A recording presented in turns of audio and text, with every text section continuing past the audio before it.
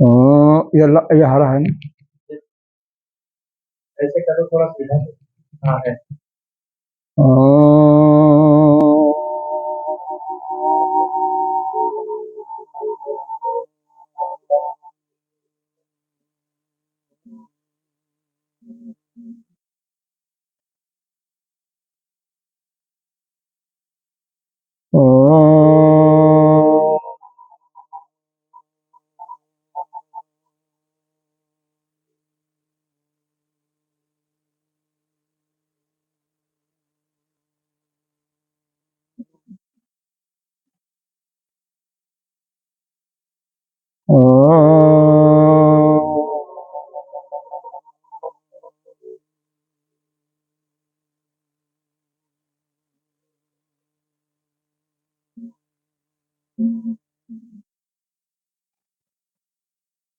ओम सहनावतु सहनो भुनक्तु सवीर्यं करवावहै तस्नामधीतमस्तु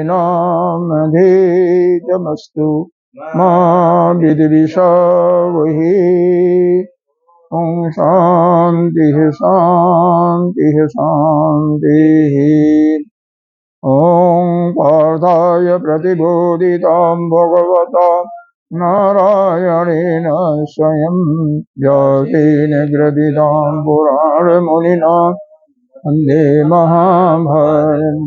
अद्वैतामृतवर्षिणीं भगवतीम् अष्टादशाध्यायिनीम् अम्ब नामयनुसन्दधामि भगवद्गीते भवद्गीते नमस्तु देव्यास विशालबुद्धि पुल्लारविन्दायतपत्रनेत्र येन त्वया भारततैलमूलः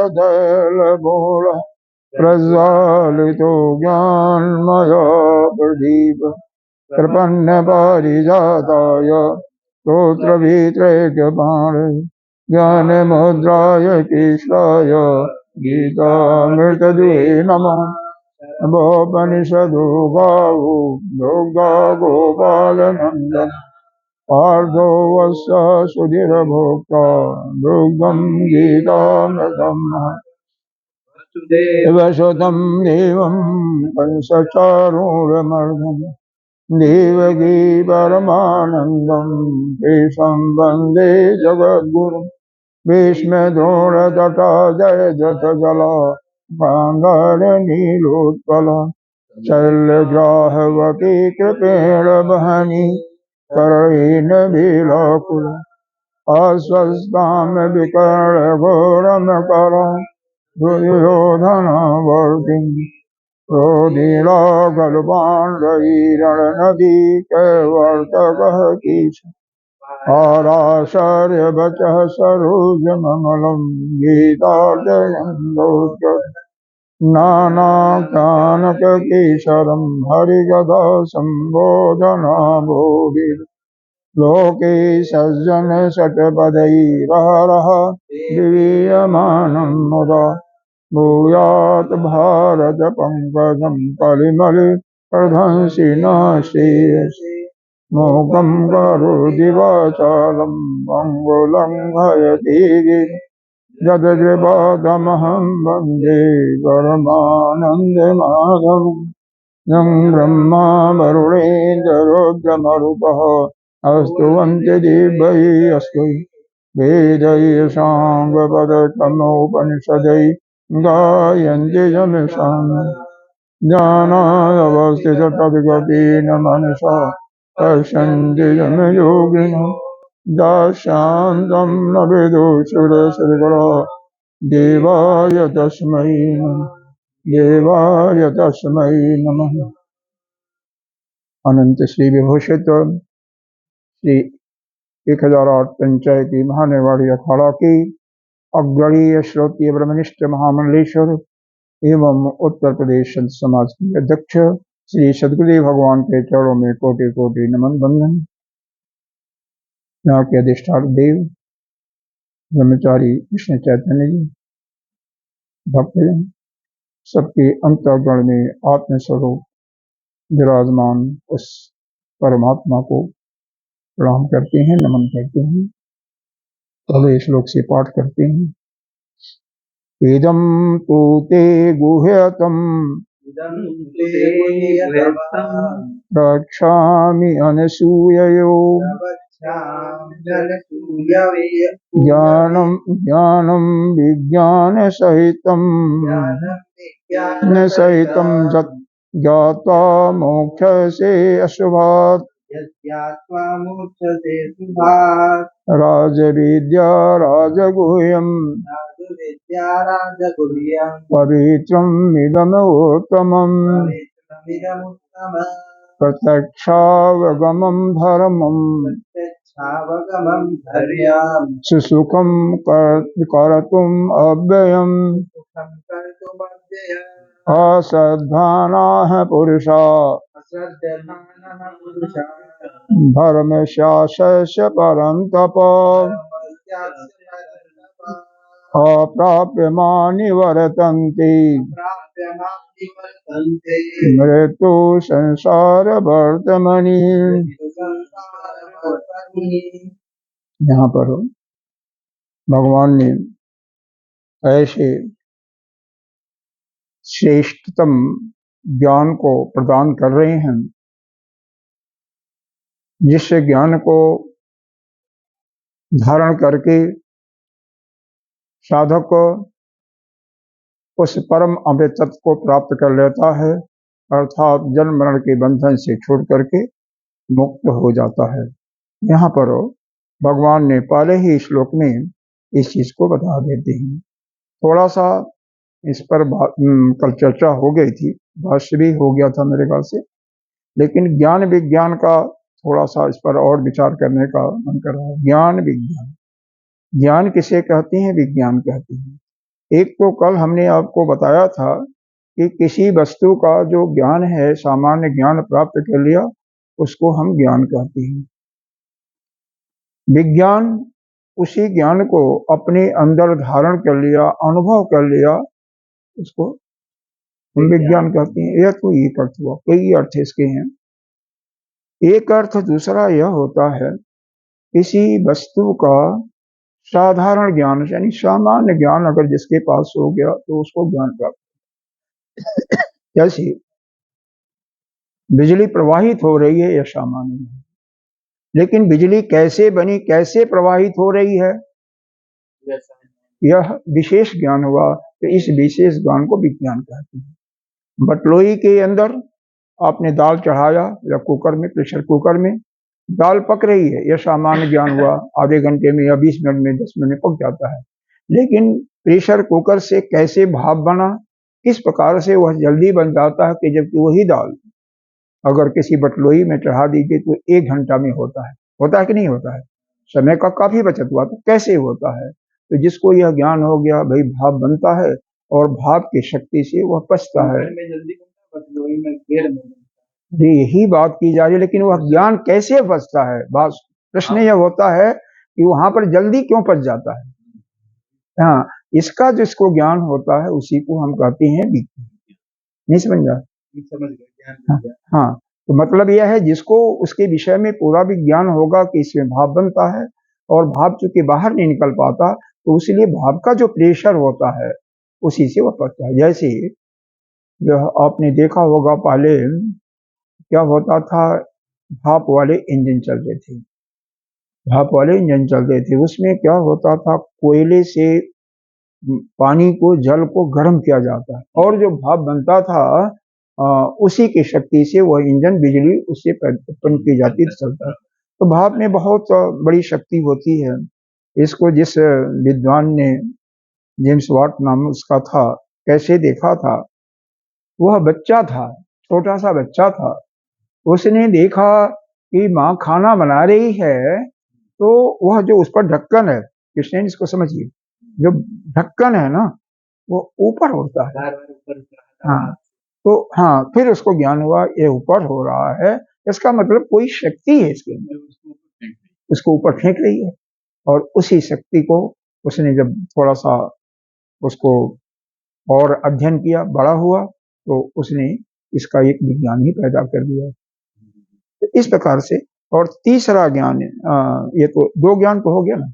एक किसी वस्तु का ज्ञान हुआ, वस्तु का जो ज्ञान है, वस्तु कैसी है कैसी नहीं है, यह ज्ञान हो गया, और उसका अनुभव, वो आपका विज्ञान हुआ।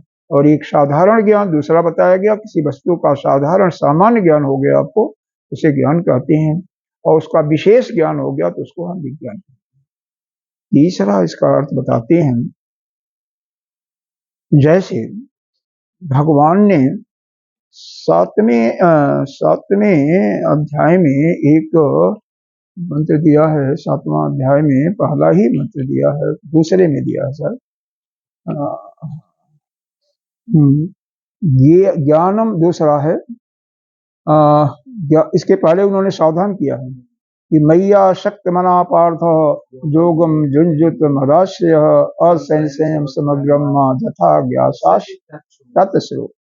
मतलब मेरे में जो आसक्त है, पूरी श्रद्धा भक्ति मेरे में लगी हुई है, ये पार्थ जिसकी शक्ति जिसकी श्रद्धा पूर्ण रूप से मेरे में लगी है, जुंजम मदाश्रय, और पूर्ण रूप से मेरे ही आश्रित हो गया है, और संशय, इसमें कोई संशय नहीं है, जो मैं उनको ज्ञान देता हूं उसको संपूर्ण ज्ञान देता हूं, उसको तुम ध्यानपूर्वक सुनो। तो क्या है? ज्ञानम ते अहम सब विज्ञानम इदम बक्षामि अशेषतः। मतलब ज्ञान को कैसे दे रहे हैं? विज्ञान सहित। वही विज्ञान का ही अर्थ है, तो बता रहा हूं आपको। दो अर्थ बताया। अब आपके समझ में नहीं आया तो बोलिए, दो अर्थ है बता। हाँ, तो यहाँ पर तीसरा अर्थ बताने की कोशिश की जा रही है। विज्ञान का क्या अर्थ होता है? तुझे हम ज्ञान दे रहा हूं, विज्ञान के सहित दे रहा हूं, एकदम, जिसको सुन करके अशेषता, कुछ बचता नहीं, संपूर्ण ज्ञान हो जाता है। अष्टा, कोई शेष नहीं बचता।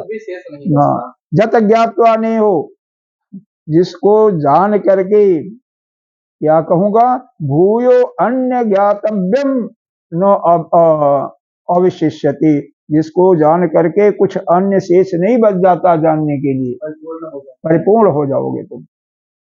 हाँ, देखो अब इस रास्ते पर कौन चलते हैं? मनुष्याणाम सहस्रेषु कंचित एतत् सिद्धये अनाम कश्चित एतत् विदधत्। यह अध्यात्म का मार्ग ऐसा टेढ़ा खीर है कि अगर हजारों मनुष्य में से कोई एकाध चलता है, और जो हजारों इस रास्ते पर चलने वाले होते हैं, उसमें से कोई एकाध सिद्ध प्राप्त है। जैसा कि कल बताया था, अध्यात्म मार्ग किसे कहते हैं, कल शायद बताया था किसको कहते हैं। वही परमात्मा सभी के अंतरात्मा के रूप विराजमान है, तो उसका जो स्वभाव बनता है, उस आत्मा का सत्य चित्त और वह आनंदमय स्वरूप जो हो जाता है, उसी को हम क्या कहते हैं? अध्यात्म। अध्यात्म की परिभाषा भगवान ने 8वें अध्याय में दिया हुआ है, 30वें श्लोक में। उसी को हम अध्यात्म कहते हैं, जो अंतरात्मा के रूप में सर्वत्र प्राणियों के अंदर विद्यमान है। वैसे तो सब कुछ वही है, वही ब्रह्म भी है, वही अध्यात्म भी है, वही अधिभूत भी है, अधिदेव भी है, और अधियज्ञ, सब कुछ वही है, उसके सिवा तो कुछ नहीं है। तो आगे बताते हैं कि प्रकृति की बात बताते हैं, दो प्रकृति बताते हैं, एक अपरा प्रकृति और एक परा प्रकृति। परा प्रकृति, तो यहाँ पर हम इसका विशेष वर्णन नहीं करेंगे, वरना पढ़ना होगा, पढ़ लेगा, पीछे आया पढ़ाया गया है। तो यह जो अपरा और परा प्रकृति का जो यह ज्ञान जो है ना, इसको तो आपने ज्ञान कह दिया कि हमारी दो प्रकृतियां होती हैं, एक अपरा प्रकृति और एक प्रकृति परा प्रकृति, इसको ज्ञान हो गया। और जो इसका अधिष्ठान है, कौन है? वह जो ब्रह्म है, उसका जो ज्ञान जिसको होता है, उसी को विज्ञान कहते हैं। समझ में आ रहा? वैसे पहले यह बताया गया, किसी वस्तु का सामान्य ज्ञान उसको ज्ञान कहा, और उसके विषय में विशेष ज्ञान प्राप्त कर लिया तो वह विज्ञान हो गया। और यहाँ पर बताया गया कि ये जो भगवान की दो प्रकृतियां हैं, कौन कौन? अपरा और परा। अपरा प्रकृति जो है वह संसार की है, और परा प्रकृति क्या है? वो भगवान को जानने की है। ठीक है, तो इनका जो ज्ञान जिसको हो गया उसको तो हम ज्ञान कहते हैं, लेकिन इसका जो अधिष्ठान स्वरूप में वही ब्रह्म है उसका ज्ञान हो जाता है तो उसको विज्ञान कहते हैं। समझ में आ रहा। चौथा एक अर्थ और बताते हैं, हालांकि संत लोग को संतों के ज्ञान में तो कोई कमी नहीं है, हमारे गुरुदेव भी कई अर्थ बताए हैं और बताते रहते, मतलब उनका तो एक एक शब्द पर ओहो इतना एक शब्द का वो विस्तार करते हैं कि उसका कोई सीमा ही नहीं होती है, सीमा नहीं होती है कि किसी वस्तु का ज्ञान प्राप्त करना ज्ञान है, ठीक है, इसमें ज्ञान में कोई संशय नहीं है, लेकिन उसी वस्तु का तत्व से ज्ञान प्राप्त कर लिया तो उसी को हम विज्ञान कहते हैं। और तत्व के रूप में क्या है? वही परमात्मा है। जितने भी संसार के पदार्थ हैं, चाहे पदार्थ हो, चाहे व्यक्ति हो, और चाहे कोई भी स्थान हो, जगत में कुछ भी है, सब वही परमात्मा है कि तत्व रूप से उसको जान लेना ही। तो जितना भी चार ही परिभाषा हमने बताया, चारों परिभाषाओं में क्या आया कि दो परिभाषा में यही आया कि उसी ब्रह्म का और इस संसार का ज्ञान, इस संसार का जो ज्ञान है सामान्य ज्ञान ज्ञान हुआ और उस तत्व का ज्ञान हो गया तो ही परमात्मा का ज्ञान हो गया तो उसी को हम विज्ञान कहते हैं। एक ने बताया कि ज्ञान जो सामान्य ज्ञान है और विशेष ज्ञान उसका, और एक ने बताया कि ज्ञान वस्तु के विषय में जानकारी वो तो ज्ञान है, लेकिन उसका जो विशेष ज्ञान है वह आपका विज्ञान होगा। जैसे मिट्टी का कोई बर्तन बनाया हुआ, स्वर्ण का आभूषण है, कोई ले लो मिट्टी का बर्तन ले लो, तो मिट्टी का जो बर्तन बना हुआ, जितने भी बर्तन बने हुए हैं वह क्या है? वो तो अलग अलग पात्र दिखाई दे रहे हैं, लेकिन उसके मूल में जो है, मूल में क्या है? मिट्टी है। उस मिट्टी को जानना ही क्या हुआ? विज्ञान है। इसी प्रकार से जितने भी इस संसार में जो भी है जगत इत्यादि जीव और जगत, उनका ज्ञान हो गया तो आप कह सकते हो कि आपको ज्ञान है, लेकिन उसका जो जिस पर वह सभी अध्यस्त हैं, जो उसके मूल में है, उस मूल वाले सत्ता का ज्ञान हो जाना वही विज्ञान है। यानी उस परम पिता पुरुषोत्तम का या क्षेत्रज्ञ का ज्ञान हो जाना, क्योंकि आगे क्षेत्रज्ञ की बात आई है, तो क्षेत्रज्ञ का ज्ञान हो जाना ही हम विज्ञान कहते हैं। यह समझ में आ रहा ना? अनुसूया का अर्थ तो हमने कल दोष दृष्टि ना, ठीक है, आपको तो भूल गए होंगे अनुसूया का। असूया का मतलब जो हमेशा बारंबार दूसरे से दूसरे किसी में भी दोष निकालता रहता है, असूया। लेकिन अनसूया किसी में दोष नहीं निकाला, हाँ, जो किसी में दोष नहीं निकाला। एक इसमें छोटा सा एक कहानी है, कहानी का 2 मिनट की है, बहुत अच्छी कहानी है। एक व्यक्ति ऐसा था, इस संसार में बहुत लोग ऐसे होते हैं कि कितना भी कोई सुंदर भोजन बनाए, कितना भी उसका सुंदर ज्ञान हो, उसका सब कुछ हो, कितना भी बढ़िया वस्त्र हो पहना हो, लेकिन दोष, उनका काम है दोष निकालना। भगवान ने एक बार नारद जी उनके सभा में बैठे हुए थे, नारद जी से कहा, उन्होंने सुना था उस व्यक्ति के बारे में, कोई कैसा भी हो उसमें दोष निकाल लेता था, सबके अंदर दोष निकालने वाला। तो भगवान ने कहा, ऐसा है नारद, वह जो तुमने कभी कहा था ना, एक व्यक्ति है जो कि कितना भी सुंदर कोई चीज हो उसमें कोई न कोई कमी ढूंढ के निकाल लेता है, कोई न कोई दोष निकाल, उसको एक बार लाओ मेरे पास, मैं उससे मिलना चाहता हूँ। और इधर लक्ष्मी जी से कहा, देखो लक्ष्मी जी, आज ऐसा बढ़िया भोजन बनाओ ना कि किसी प्रकार की कोई कमी न हो। हाँ, बढ़िया बढ़िया से बढ़िया जितना बना सकते हैं। अब वो आता है, भगवान नारद जी ने उससे कहा कि ऐसा भगवान ने तुझे बुलाया है। कहता कोई बात नहीं, चल। वो तो ऐसा आदमी था, ऐसे आदमी डरते थोड़ी है किसी से। गया भगवान के पास, भगवान ने स्वागत करते हैं, जैसे एक अतिथि कोई आता है उसका स्वागत किया जाता है, भगवान उसका पूरा रूप स्वागत करते हैं, जल भी पिलाते हैं, माता जी भोजन बनाती हैं और खुद ही परोसते हैं, खुद परोसते हैं। नहीं, लक्ष्मी जी, भगवान विष्णु की पत्नी लक्ष्मी जी। कोई बात नहीं, तो वह भोजन खिलाते हैं, भोजन खिलाने के बाद दक्षिणा भी देते हैं। अच्छा, उसके बाद क्या, जब वह जाने के लिए तैयार होता है तो नारद जी को संकेत करते हैं, खुद नहीं पूछते हैं। नारद जी जरा इससे पूछो तो सही। सब ठीक है। सब ठीक है। अपने खुद नहीं करते। नारद जी से इससे पूछा यार था हाँ कि तुम्हारा क्या मतलब सब ठीक ठाक रहा ना, कोई कमी तो नहीं है, कोई मतलब शिकायत तो नहीं। कहता है नारद जी ऐसा भी बढ़िया भोजन न बनाओ कि आदमी खाते खाते ही मर जाए। ऐसा भी भोजन इतना भी बढ़िया नहीं अच्छा ना बनना बनाओ। चाहिए, इतना अच्छा नहीं मिला जाए कि आदमी खाते खाते ही मर ये भी दोस्त है। जाए। तो मतलब दोष निकालने वाले जो होता है वो सुधरते हैं। वो सुधरते ही नहीं, कहीं न कहीं दोष निकालते रहते हैं, उसी को असूया कहते हैं। अनसूया जिसमें कोई सूया नहीं, दोष नहीं है, उसी को हम अनसूया कहते हैं। मोक्ष से अशुभात, अशुभात कहते हैं ये जो संसार का चक्कर है, यानी जन्म मरण का जो बंधन रूपी यह संसार है, इससे कोई व्यक्ति पार हो जाता है और जीते जी उसकी जीवन मुक्ति हो जाती है। और शरीर की जब उसकी मृत्यु होती है तो वो उसकी विदेह मुक्ति हो जाती है। तो यहाँ पर ही बताया इदम तू ते, ये जो ते शब्द आया है ना, वह 7वें श्लोक के लिए आया, वही तो ज्ञान गुह्यतम ज्ञान है। गुह्यतम वह बहुत मतलब गुप्त से गुप्त रहस्यमयी जो ज्ञान है, इसको रहस्यमयी ज्ञान भी कह सकते हैं। ज्ञान विज्ञान के सहित, ज्ञान तो बताऊंगा ही, उसके विज्ञान के सहित किस प्रकार से तुम उसके तत्व को जान सकता है, तत्व के साथ ही या अनुभव के साथ ही बताऊंगा। अभी बताया नहीं है, प्रक्षा में।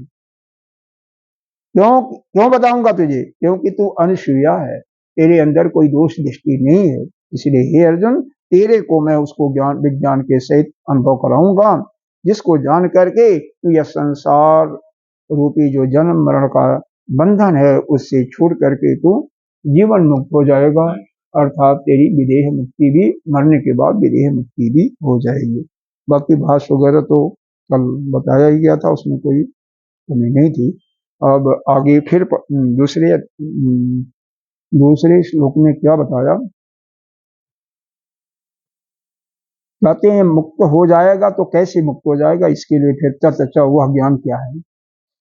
अब उस ज्ञान का वर्णन तो चौथे और 5वें श्लोक में शुद्ध रूप में भगवान ने बताया है, और पूरे अध्याय में उसी का विश्लेषण किया, उसी का विस्तार किया हुआ है। तो दूसरे अध्याय में दूसरा श्लोक देखिए, राज विद्या राजगुह्यम राजविद्या राजगुह्यम् पवित्रम इदमोत्तमम् पवित्रमिदमुत्तमम् प्रत्यक्ष अवगमम धर्म्य प्रत्यक्षावगमम् धर्म्यम् सुसुखम कर्तुम अव्ययम। सुखम् कर्तुमव्ययम्। वह राज विद्या है, यानी जितनी भी संसार की विद्याएं हैं सभी से वह श्रेष्ठतम विद्या है।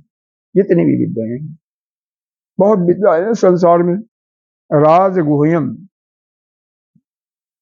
श्रेष्ठतम विद्या का क्या मतलब होता है? देखो विद्या तो सब प्रकार की होती है, जिस ज्ञान को प्राप्त करके आदमी कोई भी व्यक्ति निश्चिंत हो जाता है। और निश्चिंतता कब आती है? जब उस अमृतत्व रूपी ज्ञान यानी ब्रह्म विद्या का उसको ज्ञान होता है, तभी निश्चिंतता आती है। आप निश्चिंत हो? नहीं हो नहीं, सुन नहीं रहे हो। मैं पूछ रहा हूं कि क्या आप निश्चिंतता है आपके अंदर? निश्चिंत हो? निश्चित नहीं है। तो इसका मतलब यह ब्रह्म विद्या का अवधारण नहीं हो रहा है। और यह भी देखो ब्रह्म विद्या मतलब चिंता रहित, और क्या, कोई किसी चीज के कोई सोच ही नहीं है, जो कुछ हो रहा हो रहा है, और वास्तव में यही है। आप ऐसा लगता है हाँ? जो होना होगा हो, तो फिर निश्चिंत हो गया, कुछ करना नहीं, कुछ धरना नहीं, जो कुछ है पड़े रहो, ठीक है। इसका मतलब अकर्मण्य नहीं रहना है, क्योंकि भगवान ने तीसरे अध्याय में बताया है कि अकर्म रहने वाला व्यक्ति वो अपना जीवन निर्वाह भी नहीं कर सकता, क्योंकि जीवन निर्वाह के लिए भी कर्म तो करना ही पड़ेगा। देखो अर्जुन, मैं भी कर्म करता हूं, मैं तेरा वो बना हुआ हूं, क्या बोलता, सारथी। तेरे घोड़े को भी खिलाता हूँ, घोड़े का सेवा भी करता हूँ, तेरा भी सेवा करता हूँ, जबकि मेरे लिए इस संसार में कोई कार्य निहित है ही नहीं है, किसी कार्य का जरूरत ही नहीं है, क्योंकि मैं सभी कार्यकलापों से बिल्कुल मुक्त हो चुका हूँ। कोई चीज ना मेरे को पाना है, ना पाने की इच्छा है, कुछ भी नहीं।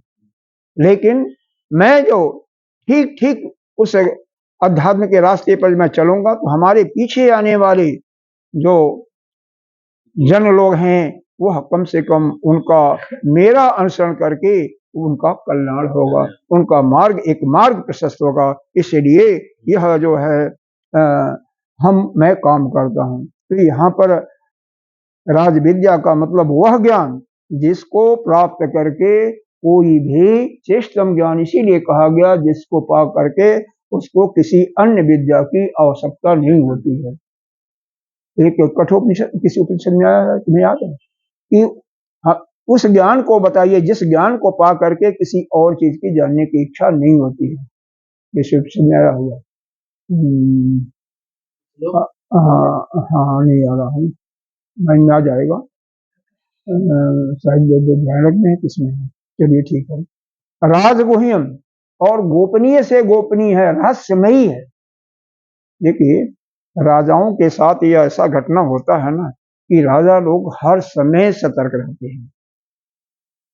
जब शिवाजी को उस समय मुगलों का शासन था, उसने निमंत्रण दिया कि राजन आप और हम, न आपके पास कोई सेना होगी न मेरे पास कोई सेना होगी, न आपके पास कोई शस्त्र होगा न मेरे पास कोई शस्त्र होगा। हाँ औरंगजेब था या हाँ जो भी है। हाँ अब महाराष्ट्र वाले होंगे तो ज्यादा मालूम होगा क्योंकि महाराष्ट्र की बात है, अब तो महाराष्ट्र वाले ही हुआ। तो ठीक है, फला स्थान पर हम लोग मिलते हैं। महाराष्ट्र तो है, ये महाराष्ट्र के अंदर, महाराष्ट्र एक प्रदेश है, जैसे उत्तर प्रदेश है, मेरठ सहारनपुर होते हुए और गोरखपुर देवरिया तक है, इतना लंबा उधर प्रयागराज तक है ना। हाँ यह नागपुर तक है, ऐसे ही है। उसी में लखनऊ एक राजधानी है जो कि बड़ा सा विशेष बड़ा है। उसी प्रकार से बॉम्बे एक अलग बना दिया गया है इसको, लेकिन है तो महाराष्ट्र के अंतर्गत ही है। उसी प्रकार से महाराष्ट्र हाँ वो ठीक है, गुजरात की बात तो अलग है लेकिन है।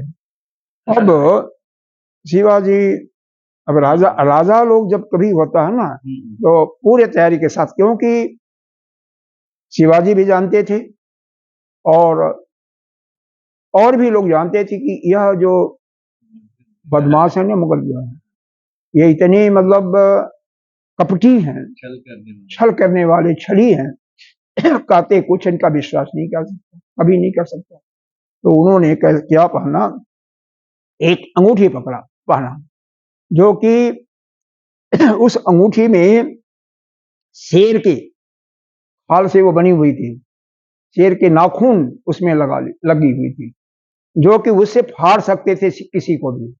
और अंदर जो पहना ऊपर, उसी का शेर का ही एक जो छाल होती है ना उसको पहन लिया, उसी से कपड़ा बनवा लिया, इधर रख लिया।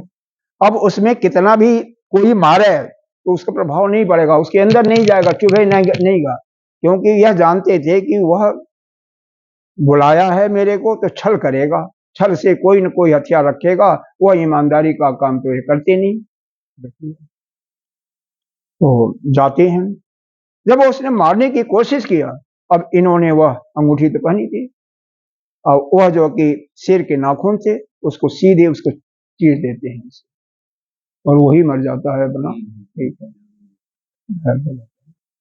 तो ये हमेशा यह राजा, ये इसीलिए हाँ इसीलिए राजगुह्यम कहा गया। राजगुह्यम मतलब जिस प्रकार से राजा लोग जो नीतिज्ञ होते हैं हर समय सतर्क रहते हैं, हर समय उनकी कोई भी नीति सभी को मालूम नहीं होती है। चार से कोई भी चीज आप कहो किसी से, मान लो इनसे कुछ कहो और किसी और से भी कह दो तो 6 कानों में, गुरुदेव कहते हैं जब 6 कानों में कोई बात गई ना तो वह आउट हो जाती है। तो कभी भी कोई बात हुआ तो उसको अपने पास ही रखो। अगर गुप्त बात है, मैक्सिमम 4 कान से छठे कान में न जा, और 4 कान में दूसरा कान स्त्री का न हो, क्योंकि स्त्रियों के दिल में कोई बात पचती नहीं है। पुरुषों में भी नहीं पचती, ऐसी बात नहीं है, लेकिन स्त्रियों में विशेष करके कोई बात पचती नहीं है। जैसे भी आप बोलोगे तो उसको आउट कर देंगे किसी न किसी से। होने दो, क्या करना हमें, तो वह पचता नहीं है, ठीक है ना। ये स्त्रियों की एक विशेषता है। तो यहाँ पर देखो, अपनी एक 1900 अभी 3-4 साल के पहले की बात है, जबकि 1000 रुपए का 2000 का नोट नहीं था, 1000 का था, 500 के नोटों की बंदी किया था मोदी जी ने। तो जिस दिन से 12 बजे राती से इफेक्ट होना था कि कल से उसी दिन 8-9 बजे के करीब वह टेलीविजन पर आए, जो जहां से ब्रॉडकास्टिंग होता है, और इसको उन्होंने अनाउंस किया कि कल से, आज रात को 12 बजे से, जैसे ही कल की तारीख आएगी, तैसे ही 500 के और 1000 के नोट बंद। तो यह बहुत ही गोपनीयता के साथ कोई भी नीति कर सकती है, तभी वह राजा, वो भी तो राजा ही है ना, सफल अपने जीवन में सफलता पाता है, नहीं तो नहीं। तो उन्होंने अब इस पर देखो कि कोई कितना हंगामा, जो कुछ हुआ होगा, लेकिन सक्सेस हुआ ना। अगर वो पहले अगर आउट कर देते तो नहीं होता ना। क्यों? उसका एक उनका जो सिद्धांत प्रयोजन था, जो ये पाकिस्तान इत्यादि में जो पैसों का मतलब तस्करी हो रही थी, नकली नोट बनाए जा रहे थे, उसको रोकने के लिए दूसरे देशों में, पाकिस्तान के या अन्य देशों में, कुछ जो कि पड़ोसी देश हमारे थे, उसमें इसका तस्कर किया जा रहा था। मतलब नए नोट बनाने की मशीन कहाँ से विद्या सीख लिया था। हमारे जो हिंदुस्तानी है ना, थोड़ी से लालच में वह फंस जाते हैं, बिक जाते हैं, बहुत बिकते हैं, और बिक गए थे, कुछ बिक गए होंगे, और उसके फलस्वरूप जो है हो रहा था। तो उन्होंने कहा ऐसे काम नहीं चलेगा, कुछ करना पड़ेगा। और उनके पास ऐसे ऐसे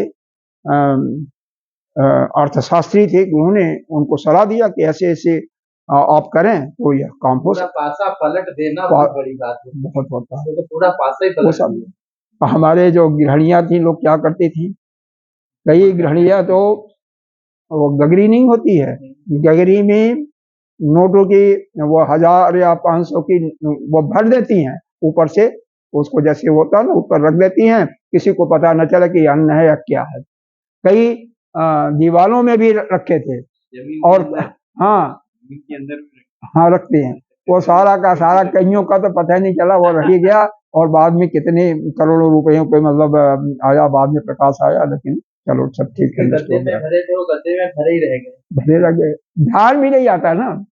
और वह क्या बताऊं, एक बार मेरी बात थी, जब हमारे अंदर भूलना उस समय नहीं था, लेकिन किसी किताब में हमने एक अच्छे अमाउंट का, मतलब बहुत नहीं तो उस समय हमारी जो हैसियत थी बहुत ज्यादा तो नहीं थी, लेकिन 7-8 हजार 10,000 रुपया रखे होंगे। नहीं नहीं, बहुत पहले नोट हमारे पास एक भी 500 का नोट नहीं था, हमारे पास तो नहीं था।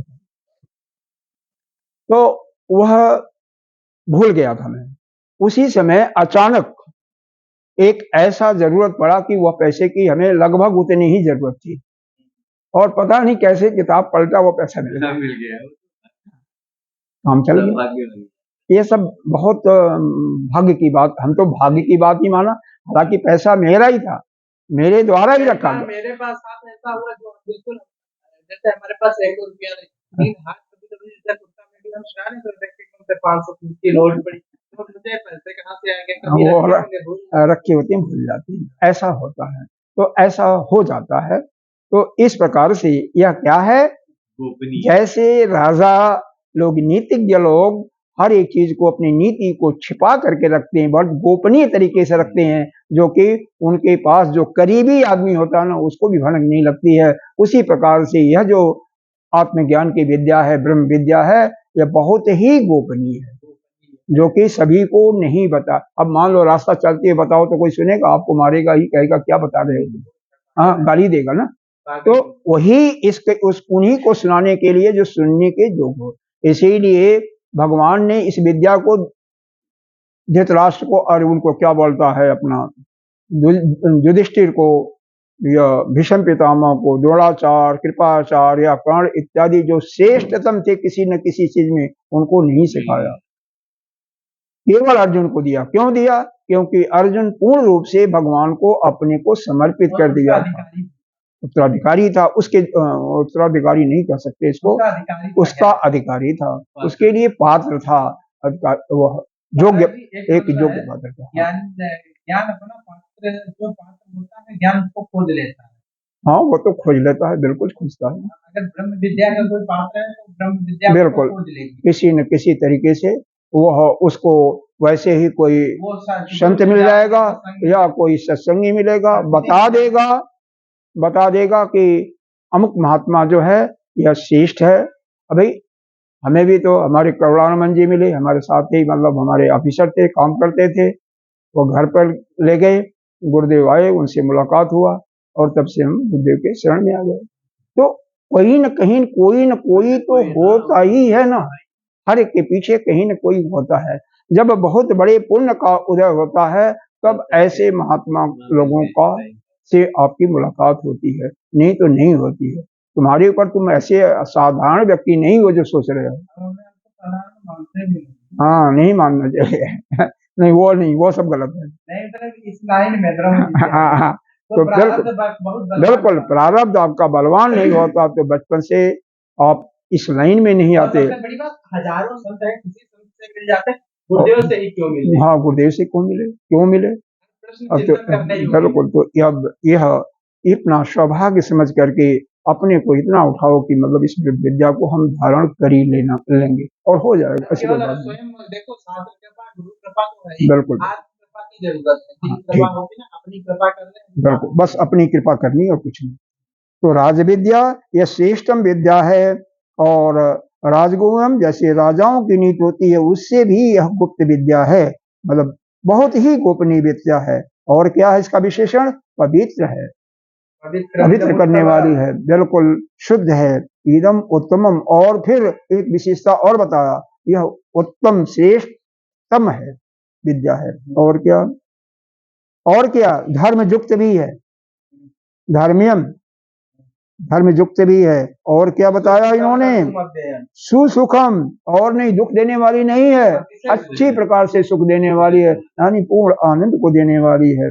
ऐसा जो अव्यय स्वरूपा जो अविनाशी विद्या है, इसको तुम्हें हम प्रत्यक्ष रूप से भली भांत स्पष्ट रूप से तुम्हें अवगम्य कराऊंगा, यानी अनुभव कराऊंगा। इसको अनुभव कराएंगे अर्जुन के माध्यम से हम लोगों को भी तो करा रहे हैं। अरे मकसद तो यही है, मकसद तो यही था उनका कि आने वाली संतान जो होगी हमारी पढ़ी लिखी नहीं होगी, उतनी मेधा शक्ति जगी नहीं होगी, तो वह आसानी से समझ जाए।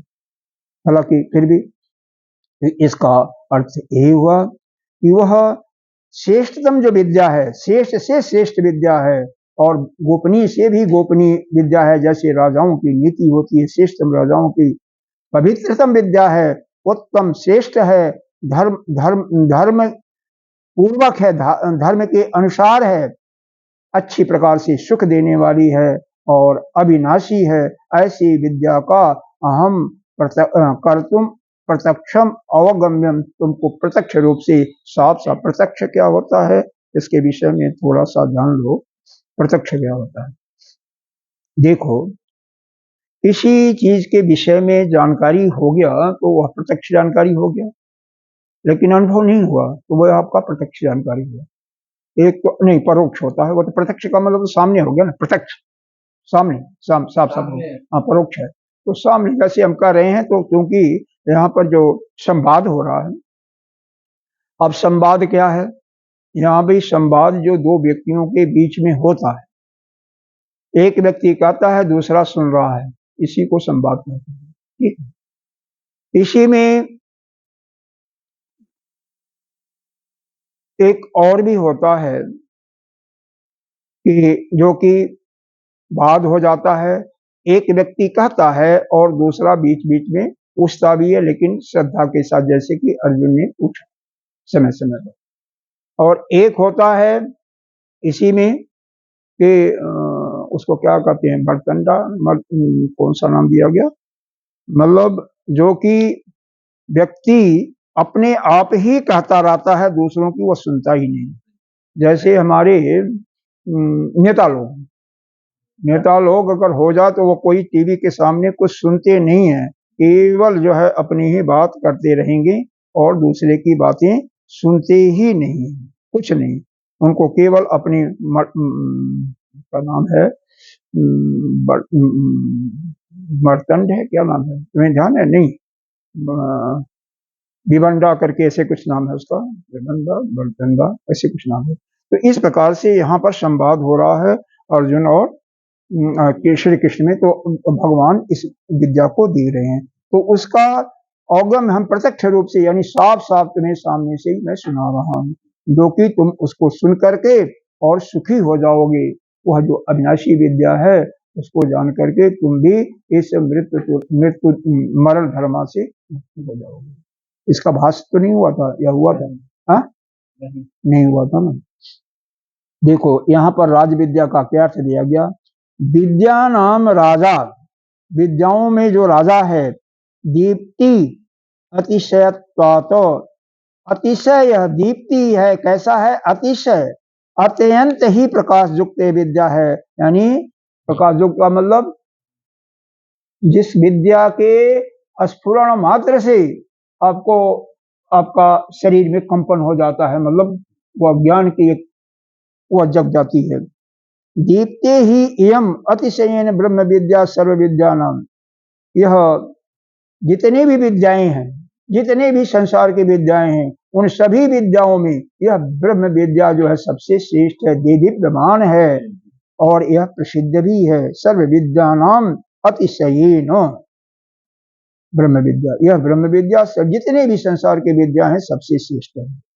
तथा राजगुह्यम गुह्या नाम राजा, जैसे राजा अपने नीतियों को छिपा करके रखता है, गुप्त रखता है, उसी प्रकार से यह विद्या जो है श्रेष्ठ, जो विद्या है गोपनीय से हुई गोपनीय है, पवित्र है, मतलब पावन है। इदम उत्तम सर्वेशाम पावनानाम शुद्धि कारणाम इदम ब्रह्म ज्ञानम उत्कृष्टम, यह उत्कृष्ट है, सर्वोत्तम है, श्रेष्ठतम है और सभी कोई अंतःकरण को शुद्ध करने वाला, सर्वेशाम पावनानम, सबको पवित्र करने वाला यह ज्ञान, ब्रह्म ज्ञान जो है सबसे उत्कृष्ट है।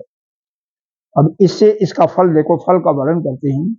अनेक जन्म सहस्त्र संचितम अपि धर्म अधर्म आदि समूलम कर्म क्षण मात्रात भस्मी करोति जतः अतः किम तस्य पावन तत्वम वक्तव्यम।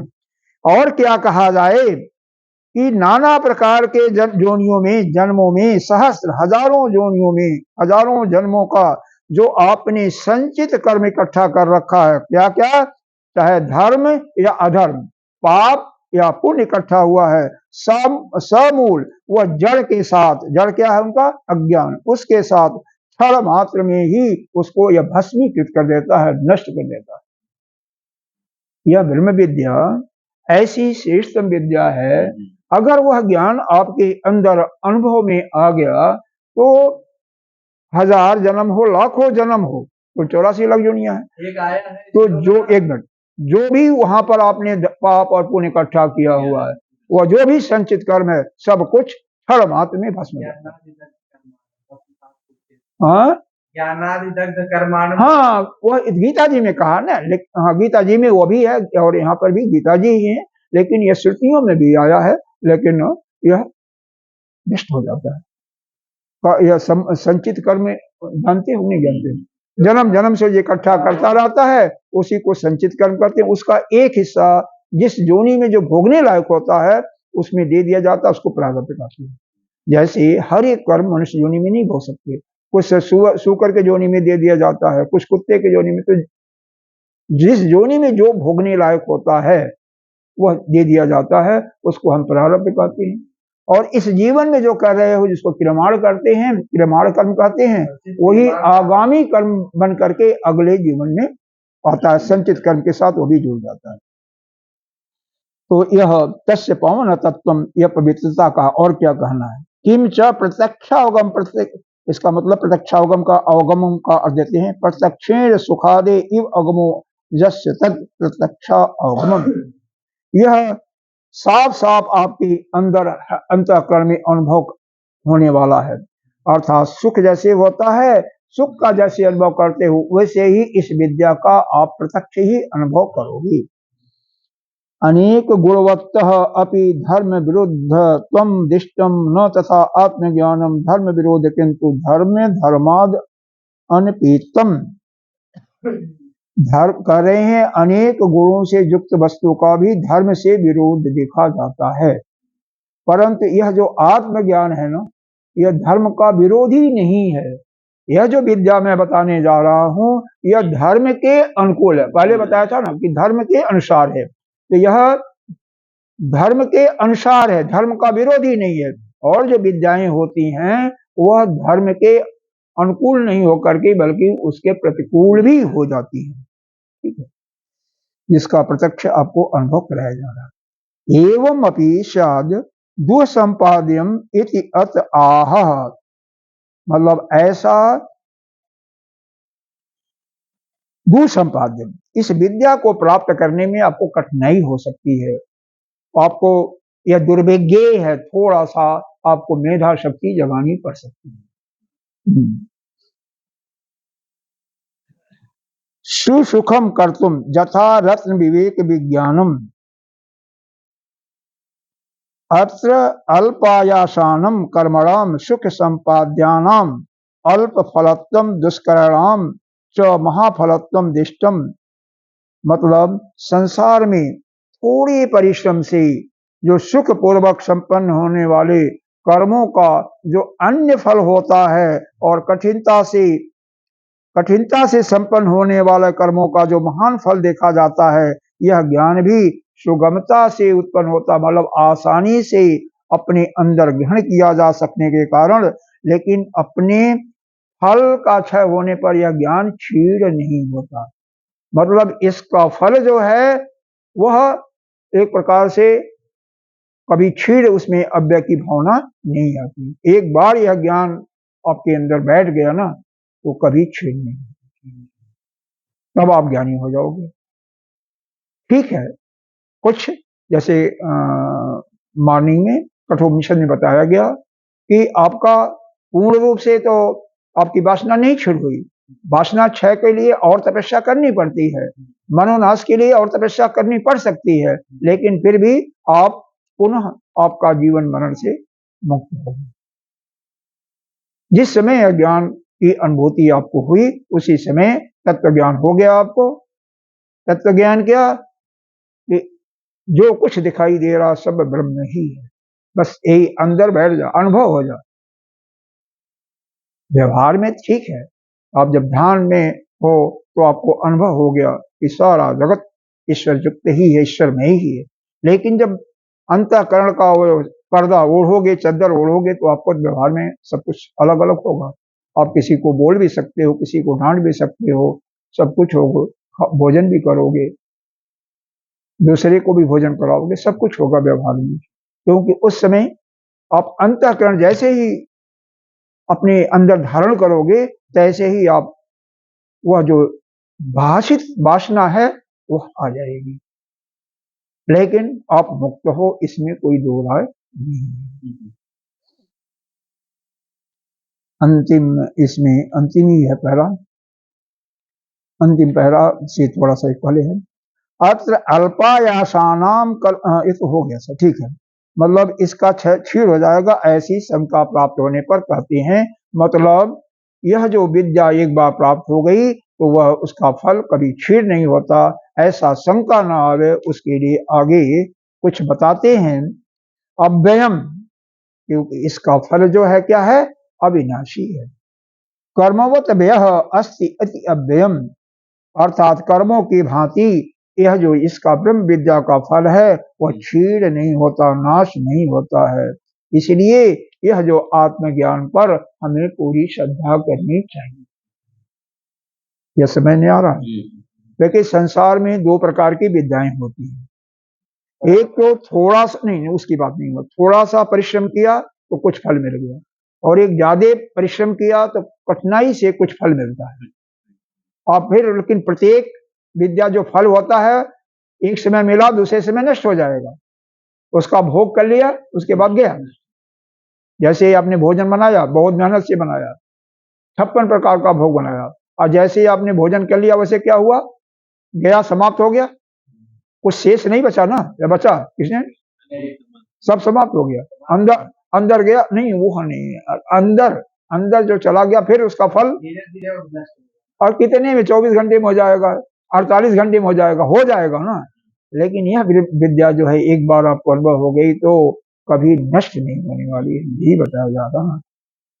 तो परंतु जो इसके विपरीत अब सुन लो, विपरीत भी जानना चाहिए ना। अश्रद्धानाः पुरुषा, अश्रद्धानाः पुरुषा धर्मस्यास्य परन्तपः अप्राप्यमां निवर्तन्ते मृत्यु संसार वर्तमनि। जो अश्रद्धालु पुरुष हैं, जिनके अंदर कोई श्रद्धा नहीं है, किसके प्रति, उस परमात्मा के प्रति और इस ब्रह्म विद्या के प्रति, धर्मस्यास्य परन्तपः, मतलब यह धर्म की श्रद्धा से रहित है। धर्मस अश्य, मतलब धर्म के सत्ता से, धर्म से या धर्म के जो अनुकूल करना चाहिए उसमें कोई उनकी श्रद्धा नहीं है, उस श्रद्धा से वह रहित हैं। अप्राप्यमाम, वह मुझे कभी नहीं प्राप्त कर सकती। सीधी सी बात है, जिसकी धर्म पर कोई श्रद्धा नहीं है, धर्म के अनुकूल काम नहीं करते हैं, न मेरे में कोई श्रद्धा है, वह क्या करते हैं, मेरे को तो कभी प्राप्त नहीं कर सकती। तो क्या होगा, मृत्यु संसार वर्तमनि निवर्तन्ते। यह मृत्यु वर्तमनि का मतलब संसार चक्र जो है, हाँ, यह जो मृत्यु संसार का है, जीवन मरण का बंधन जो है, इसी संसार में निवर्तन्ते, बारंबार जाएंगे और आएंगे, मतलब उनका कभी कल्याण नहीं होता। इसलिए पहला जो योग्यता हमारे अंदर होना चाहिए, पूरी श्रद्धा धर्म के अंदर, और उस धर्म का जो रक्षक है कौन है, परमात्मा के अंदर पूरी श्रद्धा होना चाहिए। ठीक है, यह तो पहली हमारी क्वालिटी होनी चाहिए। धर्म, कोई भी काम हम धर्म के अनुकूल ही करें, भूल करके भी हम धर्म के प्रतिकूल कर्म न करें, और उस परमात्मा का हर समय हम चिंतन करते हैं। संसार के वस्तुओं से दूसरी बात होती है कि संसार के वस्तुओं में हमारी यह इंद्रियां जा रही हैं अपने अपने विषयों में, लेकिन उसका कोई छाप अपने मन पर, अंतःकरण पर न पड़ने, जिससे मन में कोई संकल्प विकल्प उनके बारे में न हो। अगर कोई वृत्ति आती भी है तो उस पर आप ध्यान नहीं दें, ध्याय तो विषयान पुंस याद कीजिए, बारंबार याद कीजिए उसको, होगा। देखो, इस प्रैक्टिकली जब चलोगे ना, जब इस पर अपने ऊपर ढालोगे तो वो आएंगे, अंदर से आएगा, तूफान आएगा, लेकिन सबके अंदर आता है, सबके हृदय में आएगा, आता रहेगा, लेकिन उससे अपने को एक दिल बना लो कि नहीं, हमें तो मुक्त होना है इसी जीवन में, इसी शरीर से और इसी लोक में, तब जाकर के वो होगा। हमेशा उसके लिए चैतन्य रहो। आया था ना, कठोपनिषद में आया था ना, अस्मिन लोके अस्मिन संसारे, अरे अस्मिन लोके हो गया संसारे, अस्मिन काले और अस्मिन शरीरे, इसी शरीर से, इसी समय और इसी संसार में। ऐसा दृढ़ भावना जब आ जाएगी ना, पक्का, तब जाकर के इससे आपका वर्तन हो जाएगा। तो अगर नहीं, श्रद्धा नहीं होगी, धर्म के प्रतिकूल करोगे, भगवान पर कोई श्रद्धा नहीं होगी, तो यह इसी संसार के चक्कर में बढ़ते पड़ेगा, मरोगे जियोगे, मरोगे जियोगे, भगवान को कभी नहीं प्राप्त होगे। अच्छा, ये इसका भाष्य पढ़ लेते हैं, फिर इसको समाप्त करते हैं, क्योंकि अगले 2 श्लोकों में ज्ञान की बातें हैं शुद्ध रूप में, और फिर उसका विश्लेषण जो है पूरे अध्याय में। अश्रद्धाना का अर्थ दिया श्रद्धा विरहिता, मतलब जो श्रद्धा से विहीन है, आत्मज्ञानस्य, जिनको आत्मज्ञान के अंदर कोई रुचि नहीं है। यह जो ब्रह्म विद्या है, इसके अंदर कोई, जिनके अंदर श्रद्धा नहीं है या कोई रुचि नहीं है, धर्मस्य, स्वरूपे तत्फले च नास्तिका, नास्तिका को करते हैं जिसके कारण, जिसके अपने स्वरूप में और फल में आस्तिक भाव नहीं है। भाई देखो, हर एक ज्ञान का, हर एक कर्म का कुछ न कुछ फल होता है, और जिसका फल में भी कोई चाह ना हो, जिसको मुमुक्षु की इच्छा ही नहीं हो, उसके लिए तो यही है जो नास्तिक हैं ये लोग। यह क्या होते हैं? पाप कारण, पाप कर्म करने वाले, असुरोणाम उपनिषदम, और असुरों जैसा व्यवहार करने वाले, राक्षस जैसा व्यवहार करने वाले। इसी शरीर को, असुर का क्या काम होता है? यह शरीर ही हमारा है, शरीर की रक्षा करने में जीवन भर लगे रहते हैं। देखो, असुर जो जितने भी दैत्य हुए हैं, राक्षस हुए हैं, देवताओं से कम तपस्या नहीं किए भगवान का, उनसे ज्यादा किए हैं, लेकिन उनका प्रयोजन क्या रहा है कि यह शरीर अमर हो जाए, जबकि शरीर उनका नहीं है। उनका शरीर में ममता ज्यादा होती है, और जो शरीर में ममता करता है, अपने, अपना, ये मेरा है, मेरा परिवार है, उसमें ममता करता है, वह उसी श्रेणी में आ जाता है। देखो, बात बात साफ साफ बताया है। देह मात्र आत्मदर्शनम एव प्रतिपन्ना असूत्रिप, जो इंद्रिय लोलुप हैं, पाप कर्म करने वाले तो ही हैं, इस देह में ही, देह को ही अपना सब कुछ समझने वाले हो, इसी को जो आत्मा समझते हैं, और क्या है? इंद्रियों के वशीभूत हैं, इंद्रियां जो कहती हैं उसी को भोग भोगने में। हाँ, पुरुषा परंतप अप्राप्यमा, इसको कहते हैं, इसका अर्थ है परमेश्वरम मत प्राप्त न एव आशंका, वह मुझ परमात्मा को नहीं प्राप्त हो सकती है। एति मत प्राप्ति मार्ग साधन भेद भक्ति मात्रम अप्राप्त इत्यर्थ। इसका अर्थ हुआ कि मेरी प्राप्ति के मार्ग का जो साधन मार्ग है, भक्ति, भेद भक्ति को, वह प्राप्त न हो करके निश्चय ही इधर उधर जैसे आवारा कुत्ते होते हैं वैसे ही घूमते रहते हैं। निश्चयन आवर्तनते, निश्चय ही उनका आवर्तन होता रहता, बारंबार जन्मते हैं और मरते रहते हैं। कह मृत्यु संसार वर्तमनी, यह मृत, इसका अर्थ हुआ मृत्युयुक्त संसारो मृत्यु संसार, तस्य वर्तम नरक तिर्यक आदि प्राप्ति मार्ग तस्मिन एव वर्तन्ते। मतलब यह है कि मरेंगे और कभी नरक में जाएंगे, कभी तिर्यक जोनि में जाएंगे, कभी अस्तावर जोनि में, कभी मत्स्य बनेंगे। इस प्रकार से उनका वर्तन होता रहता है। देखो, यहाँ पर यही बताया, जो कि श्रद्धा जिसके अंदर धर्म के प्रति नहीं है, मेरे प्रति नहीं है, वह मेरे को कभी संसार में प्राप्त, वह मेरे को प्राप्त नहीं कर सकते हैं, वह नास्तिक हो जाते हैं। उनका कर्म क्या है? पाप कर्म करना, और देह को ही अपना आत्मा मान लेना, ऐसा ही उनका बर्ताव होता है। और वो जो इंद्रियां कहती हैं वही करते हैं, वह इंद्रियों के ही लोलुप होते हैं, इंद्रियों के प्रति ही शिकार हो जाते हैं। जो इंद्रियां जिस विषय में जाती हैं उसी विषय में वह आराम से चले जाते हैं।